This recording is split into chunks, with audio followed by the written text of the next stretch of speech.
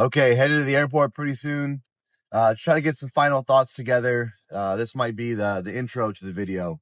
I like to set the video up so if you don't have time to watch the whole thing, you don't want to see all the shots and angles, you just want the main takeaway. That's what the video is going to be organized to do. So you can just log in, watch a couple minutes, and kind of get the main takeaway.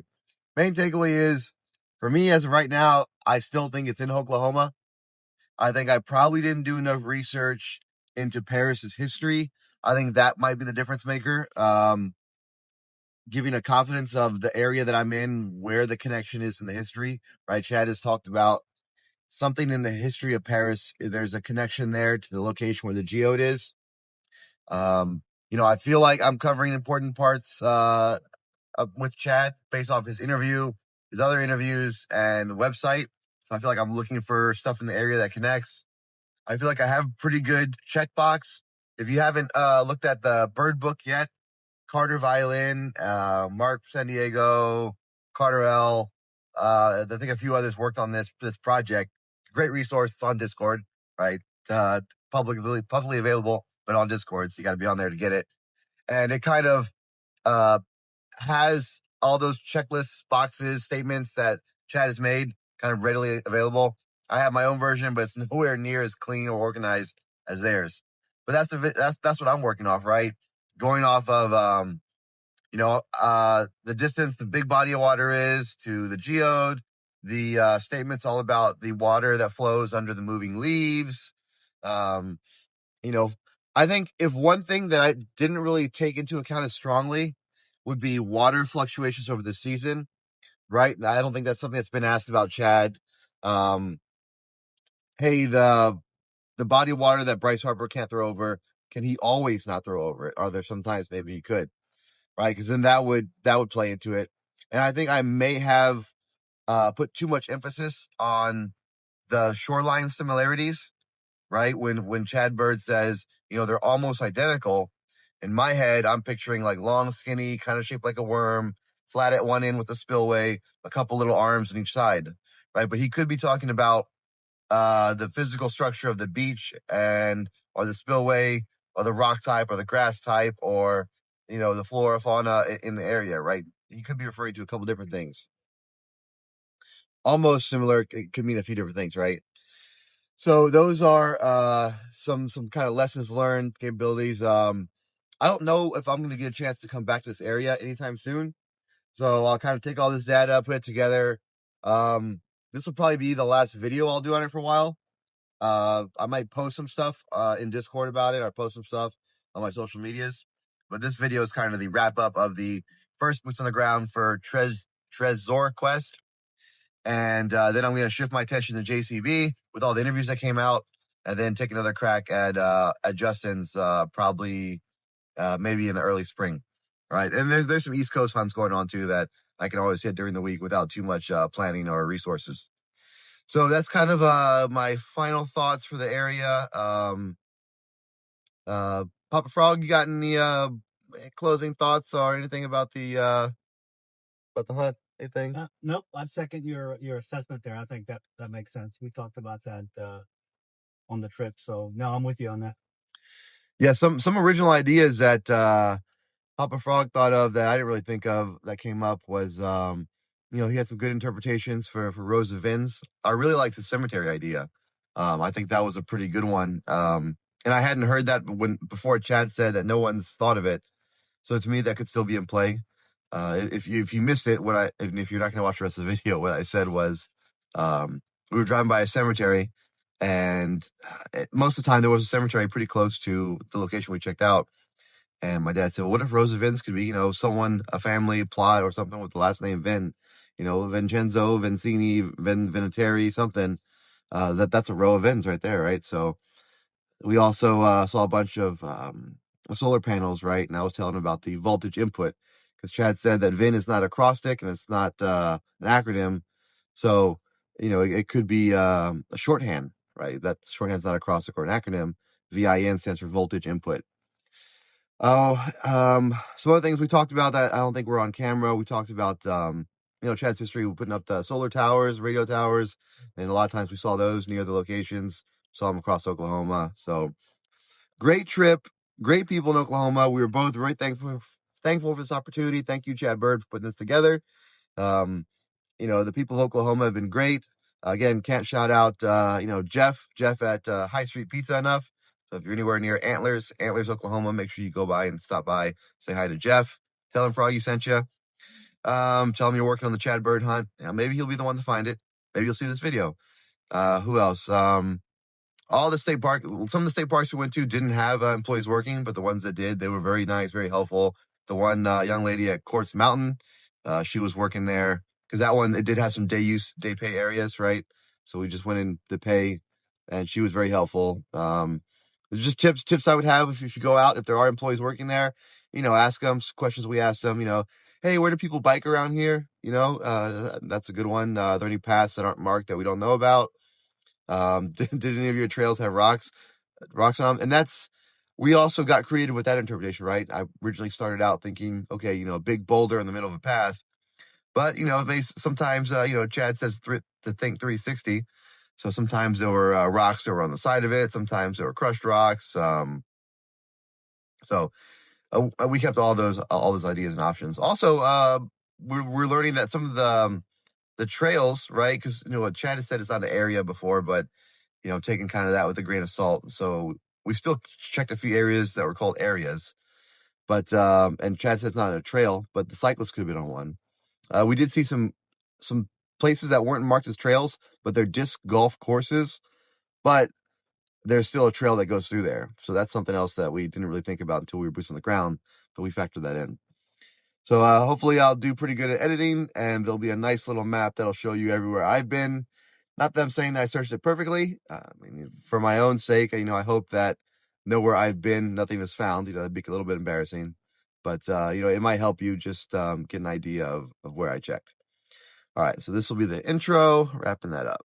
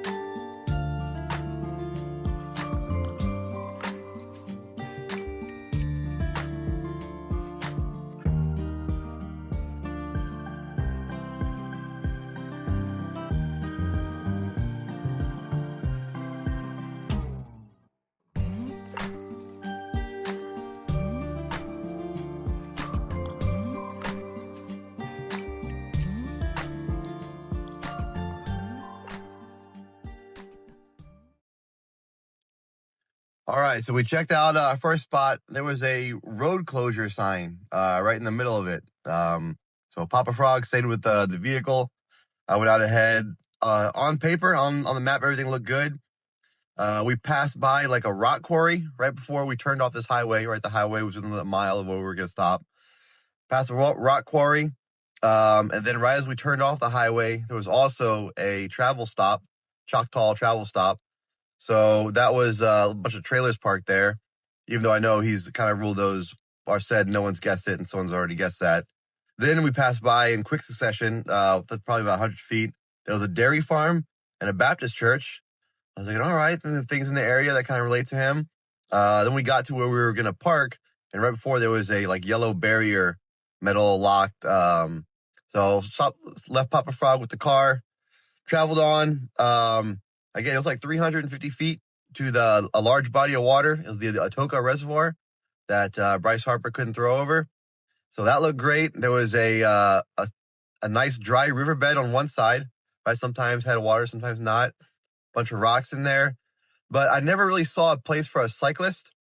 Um, I didn't see where a cyclist would be, and on the dry riverbed, and then on the gravel trail I was on, there wasn't like big rocks that were placed to prevent a cyclist. So that part didn't really match up. And there also wasn't a really day use park sign or picnic tables. So it was close enough to the area we were at. It's we're starting far east, moving to the west. So not necessarily going in order of where I think it's at, just kind of making sense from east to west to make most efficient use of our time and travel path. But it kind of gave me an idea of what to look for in the ground. But we're crossing this place off. It's I think that it was like Fish Camp Road or something. Fish Camp Road was what we were on right off of are we on 775? I think so. Yeah, I think 75. But right near the Atoka Reservoir. So there's a couple other spots on the other side of the reservoir, and there's a little pond that we're gonna check out on this side, and then check out some more spots.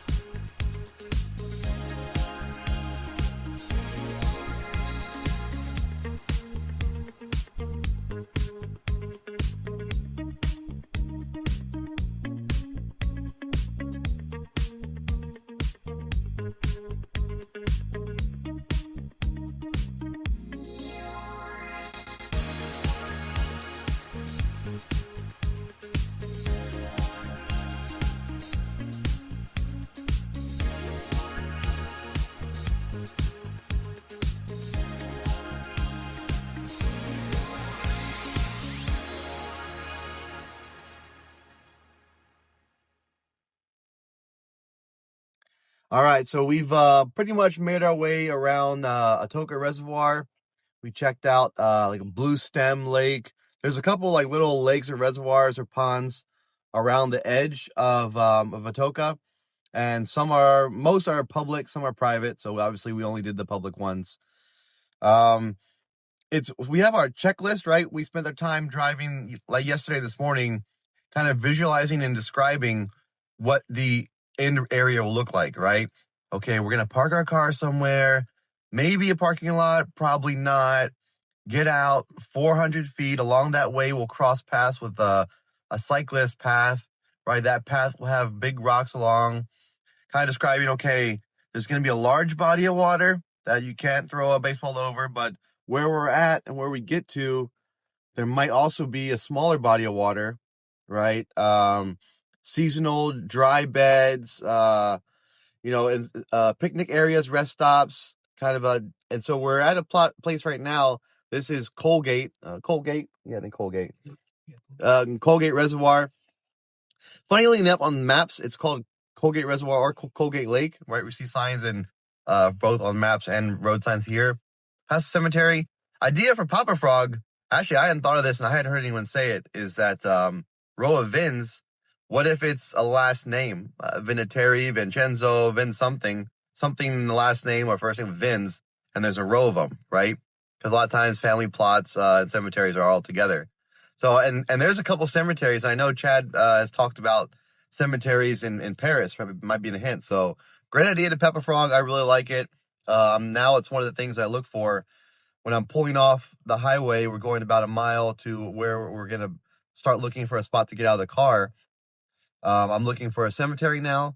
Every spot we've seen has had a dairy farm pretty close, and some kind of church nearby, right? So I like that. Also, I like the idea of a church being there, whether it's a Baptist, a Church of the Nazarene, or all kinds of faiths around here.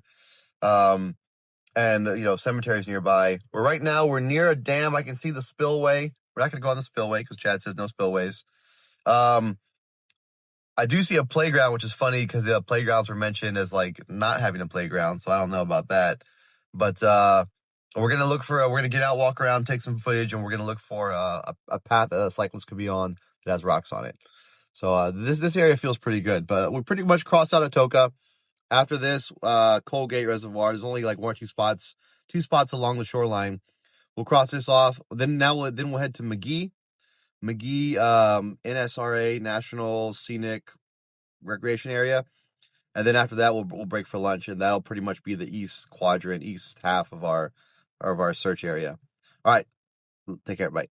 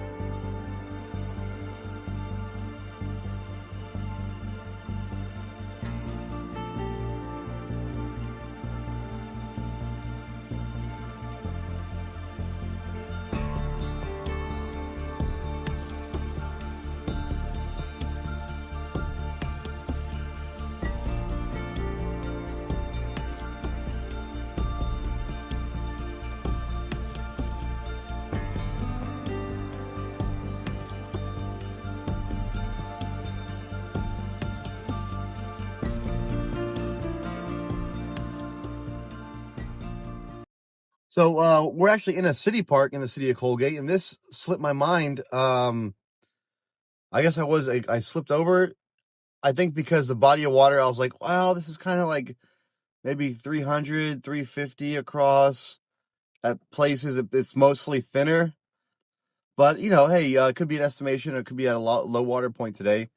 So, but this also has a little dam, little fishing area, little reservoir, picnic tables, the nice bike path with rocks along the side, and I like that. So, hey, we're gonna give this area a shot. That's pretty good. The only thing I forgot to mention from the last place, Colgate Reservoir, I did hear a humming from the dam, and I don't know if I mentioned the quarry or not, that there was and the cattle farms near there. But let's give this place a shot.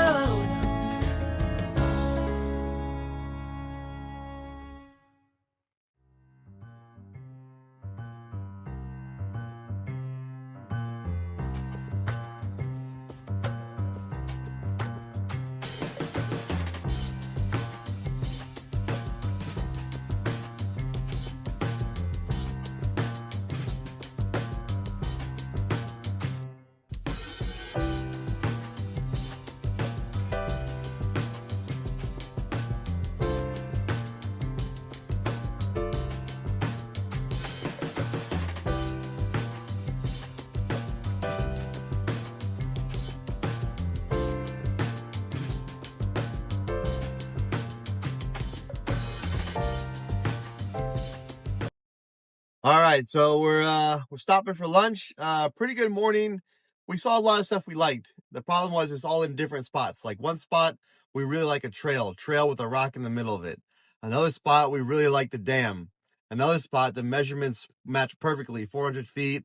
Throw a rock. Another spot, I heard a humming, and there's picnic tables. It's just we haven't seen all of them together in one location yet. So that's what we're kind of hoping to. We've knocked out pretty much the eastern side of our little grid square that we kind of drew up using all the clues from the chats and from Chatbird's Q&As. So having a great time. We keep telling ourselves, ooh, roll of ins, roll of ins, roll of ins. Yeah, Kind of like a funny, it's a joke now between us. That could be, because we don't know what it is. But we're going to get some pizza because treasure hunting makes you hungry. We're here in Antlers, which is the deer capital of the world, according to their sign. So that's what their sign says. So we're stopping there. We haven't really figured out what part of Paris history was going to help us find the geode. So we both researched history. We learned about Bass Reeves, famous lawman, African-American lawman. Learned about John S. Chisholm, kind of a cattle baron down there. Learned about the fire. Learned about one of the oldest Sonics in Texas. It's in the museum. It's in a museum. The menu. We learned about the railways. What was the name of the railway? Not Comanche. Kumchi. Was it? Kiminochi or something. Kiminochi. Yeah. Learned about some old railways that kind of made an intersection, which is also an X. So we just haven't at those historic points. There's no large body of water or a body of water that Bryce Harper can't throw over. So, but we still have the rest of the day today and all day tomorrow. So spirits are high. Yep. All right, let's go eat.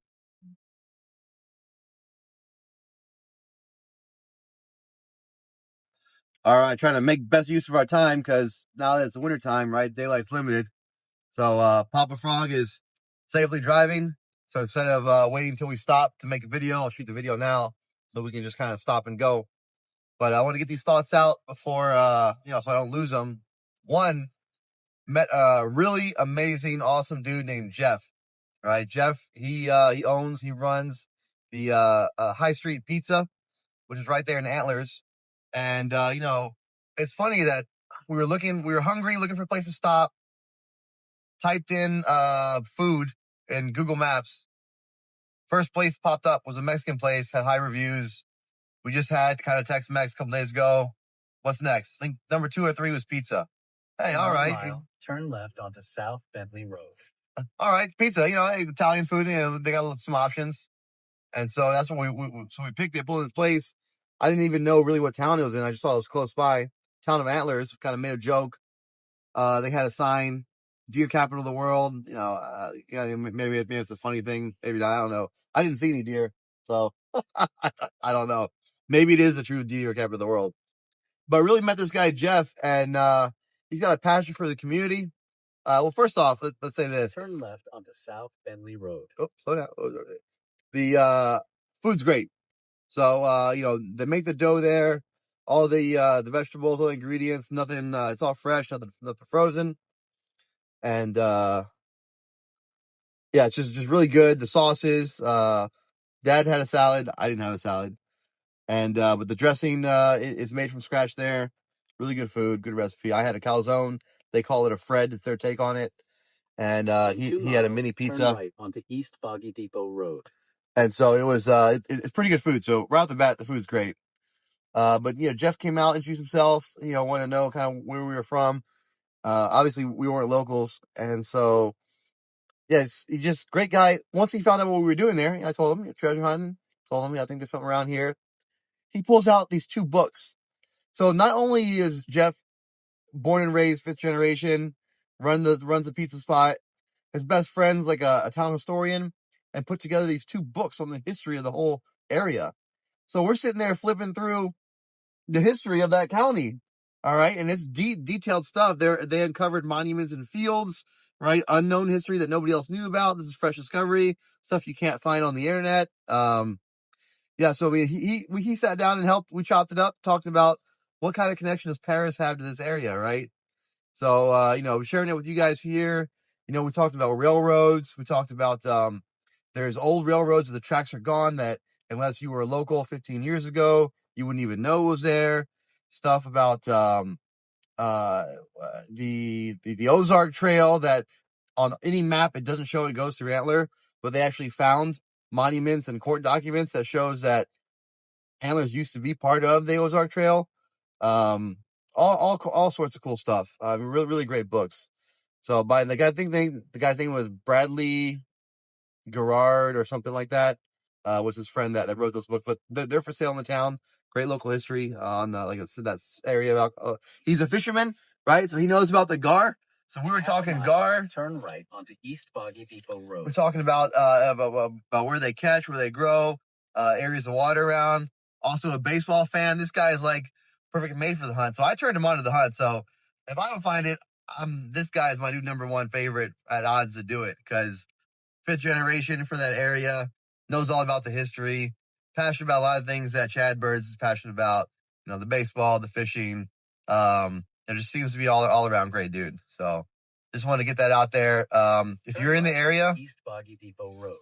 If you're hunting in Oklahoma or North Texas, and you want some good Italian, you want some good pizza, they have a local menu. Ask for their specials every day. They do something different. Turn left onto South Jefferson. But so that's something you got to kind of ask for. It's not on the menu. A little secret tip there. But please stop at Antlers, the town of Antlers, and stop at High Street. Stop at High Street Pizza. All right, and say hey to Jeff, and say Froggy sent you. All right, and maybe a discount if you're a treasure hunter. I don't know. But yeah, so good luck, Jeff. If you see this, good luck. Hopefully, you can make some headway in finding it. But yeah, just wanted to put that all out there. And share some of those tips that he shared with us about the history connection. Share the thoughts on the good food. But yeah, we're getting close to the area. In the wintertime, daylight, we probably only have maybe 2, maybe 3 if we push it, hours of daylight left.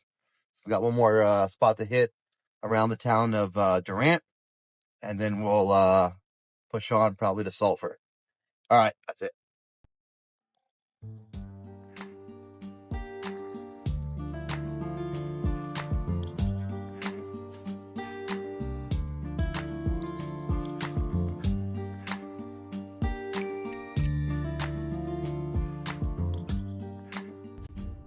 All right, so the place I was saving to the end of the first day, I had the strongest hope, suspicion, confidence in this place. Mainly off of, I haven't asked Chad too many questions. I prefer not to let people know what I'm thinking.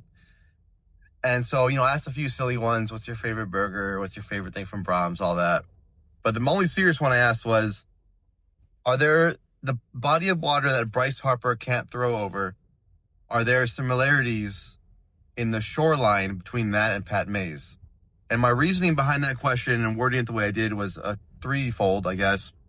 One, if he answered it right off the rip, the similarities, that confirmed for me that it's not Pat Mays.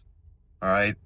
Two, I said shoreline specifically because there's a pretty big difference in the way the shorelines are constructed, I guess, with the engineered lakes that are in Oklahoma and the natural ones, the reservoirs, the ponds, the lakes. And three, I wanted to see, make sure that we're talking about the body of... Then turn left onto State Highway 78. Make sure we're talking about the body of water that Bryce Harper can't throw over, right? Because there's a couple bodies of water in play. And he answered it, I couldn't hope for a better answer. Absolutely. They're almost identical, right? Almost, not identical. And he answered the question like there's another body of water, so it's not Pat Mays. And he knew from the Bryce Harper angle that I was referring to the body of water that Bryce Harper can't throw over. Onto State Highway 199. Because there's a couple bodies of water in play, right? There's the flowing water that flows and formations move and change beneath the leaves, right? So that's another one. So, and if my mom's watching this, I apologize for the shake. I'm gonna try to keep it as steady as possible. She gets motion sicknesses, but I think as several other people do from a shaky camera. But until I get a gimbal, this is what we're dealing with. And also, the sunlight is fading. We're calling it for today.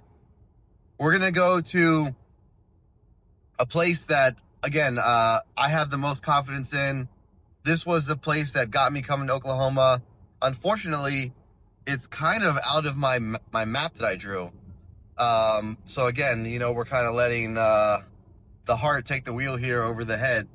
But and the reason why is because of the GAR comment. I don't really believe that you can find GAR within 10 miles.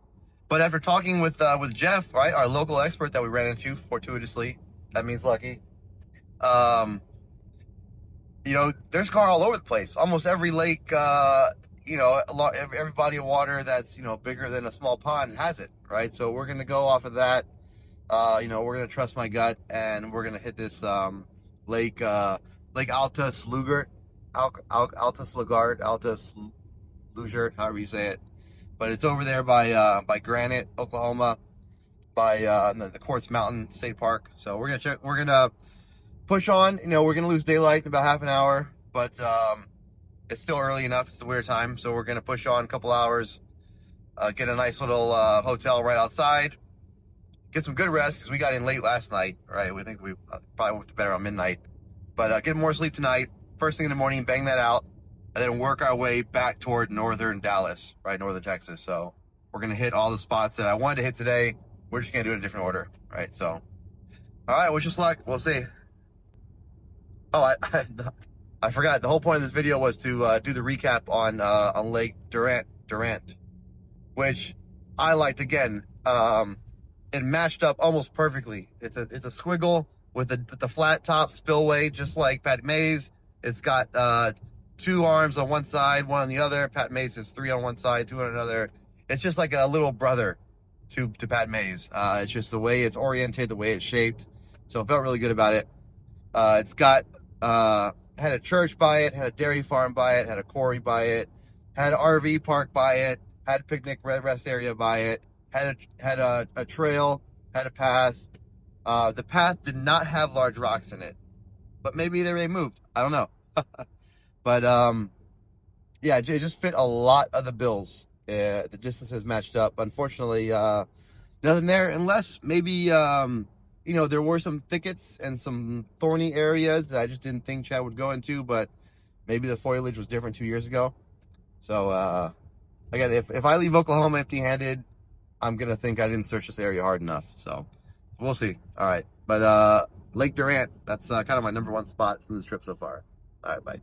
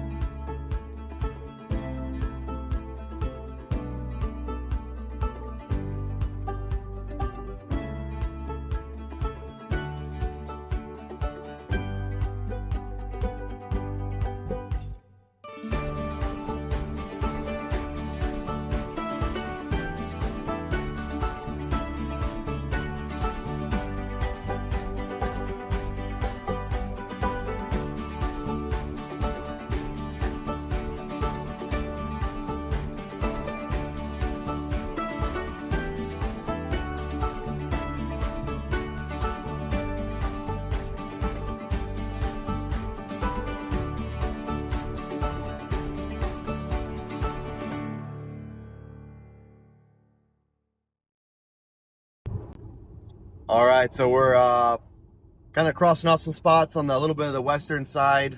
Again, I'd ruled this out initially yesterday because of the alligator gar stuff, but hey, we've been talking to the locals everywhere we go. It's kind of alligator gar almost in most of the ponds there in the South Oklahoma. You know, they may not be the big whoppers, right, that breaking records, but they're there. They're invasive species, right, traveling along the waterways. So we checked out my favorite spot in Oklahoma. That was the Quartz Mountain State Park, and again, beautiful spot. You know, the lake's really pretty, really picturesque. Little mountains over there, really cool rock formations. Heard some humming, had a dam, checked off a lot of things, 4 or 5 things that could be Rosa Vins. Turn right. Unfortunately, it wasn't there, right? So, you know, and a few things that popped up were some of the trails that looked like they were open. It's on public land. There's nothing on Onyx that would say you're not allowed to go there, but they were barred, chains across them, no trespassing signs. So that was unexpected, but you know, you have to go boots on the ground to find out that kind of stuff, right? So we're checking out coming up on Tom Steed Reservoir, and on our way down to Frederick, there's another it kind of looks like Pat Mays. First right onto NS County Road, Right? 2180. That long wormy shape, I guess, that has you know, some branches along it. That's oh, this road's getting a little bumpier. Turn right onto NS. Navigating some of these country roads out here. But yeah, so we're coming up on Tom Steed. Tom Steed, the highlight it has going for it is the paths. It's got a lot of bike paths, e-bike, mountain bike, cycling. And so really excited to see that. The lake shape, I don't think matches up exactly, but you know, it's got a dam, and it's a reservoir. So, right, you know, Chad Bird famously saying, you know, never said it was a lake. So I'm kind of taking that as a hint, but maybe not. Maybe it's been a lake the whole time. But probably the most excited I am for today is after Tom Steed. Again, we're hitting these because as we're traveling, it's right there. So, you know, it'd be foolish to not hit it. Is around Frederick. There's a Frederick Lake, and then there's another small body of water that doesn't have a name, which is interesting because somebody asked, right, is this a named body of water on a map? And so he said it's named, but maybe the map I have is an incorrect one, right? So pretty excited about that. You know, I am starting to feel the time crunch a little bit, right? This is I fly out tomorrow, so I'm starting to feel the pressure there a little bit, so it's kind of interesting. But all right, I'll keep you updated.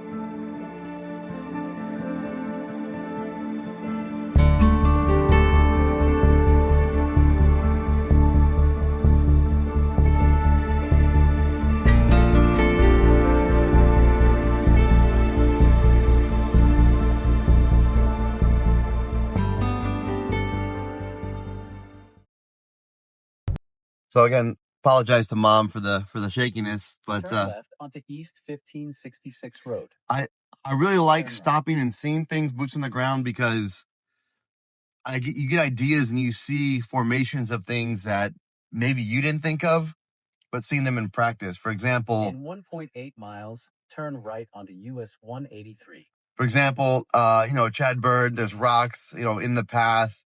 in the path could be, I've heard all kind of theories that maybe that's just gravel. Maybe it's, it's a play on words. But there's the path that we just passed at Tom Steed had large rocks that a vehicle would not want to, it would prevent them, but they weren't like in the middle of the path. They were like along the side, but they still served the purpose of preventing a vehicle from driving. Shout out for this guy. So it's just that I hadn't really thought of that. So it's good to actually see that in practice, what it looks like. Keeping my mind open, because I'm very much, this is very much a brute force trip. This is not how I would recommend people to do it. Obviously, you want to solve the game, but I had a time crunch. I had an ability to come out. I had a small opening in my schedule, so I wanted to come out. So we're very much, again, this is a brute force approach where you put together a checklist of things you're looking for, and you try to go out, eyes on the ground, boots on the ground, and see if it matches up. Again, if I had the ability and more time, I'd probably, really grind on the website and figure out what the colors mean, the chest numbers, what the static images are. I mean, I kind of have ideas for that. I'm trying to put those on top of what I'm out here seeing. But yeah, but we'll see. So hopefully, I was trying to think, how would I feel if the rock was ended up being found at one of the places I went and videotaped, and kind of torn. One, I guess I'd be proud that I was sort of close and maybe it helped whoever. Wait, let me see. Yeah, can we just go back? Yeah, go back there. Yeah, I just saw something on the side of as we were getting ready to leave this park. But again, I feel kind of torn. Like, oh man, I was there and missed it. I'm a bad searcher, or I missed some, or like, hey, at least I was close. So I don't know. We'll cross that bridge when we come to it. In about 3 miles. Oh, wrong way, camera.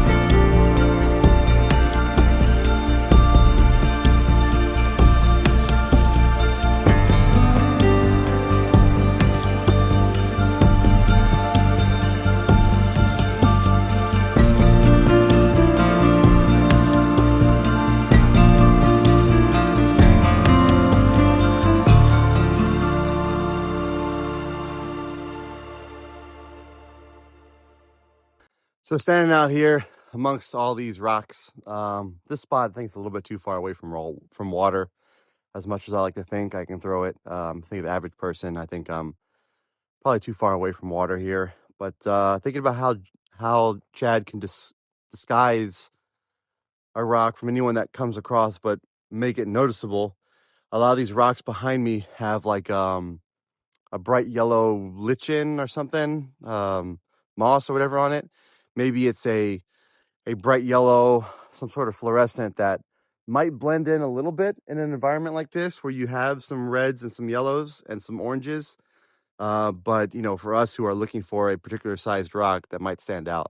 So just an idea I had while out here. I really need to invest in a gimbal after this. I think I can write it off. But anyway, just had a great interaction. We're out here looking for so we keep looking for gas stations because I kept wanting to push before we filled up gas. So we need to find some gas. And the first like 2 or 3 you put into, you get there and it's just not there. It's on Google Maps, shows you, we pull up and it's, I guess a tornado hit it or something. It's just got torn down.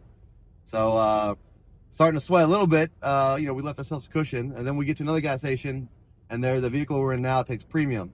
So they didn't have premium. So I think we struck out 2 or 3 times, but they just had diesel, regular, and then one of them had like an off-road mix or something. Finally, we get to another gas station, it's got premium, and it's co-op. And I've never pumped gas at a co-op. I'm like, how does this work? And the card reader's blocked off, and they got a special little reader. And we asked, there was a guy pumping across from us. He's like, I just use my co-op card. I'm like, ah. When we go, so anyways, we figure it out. We pump up, and so next guy that pulls up, he looks like a hunter fisherman. So I ask him, hey man, is there any alligator gar around here? Yeah, all over the place. Tuff's telling a story about how his buddies go boat fishing at night in a lake. The Tom Steed, the one we were at, it's got alligator gar in it.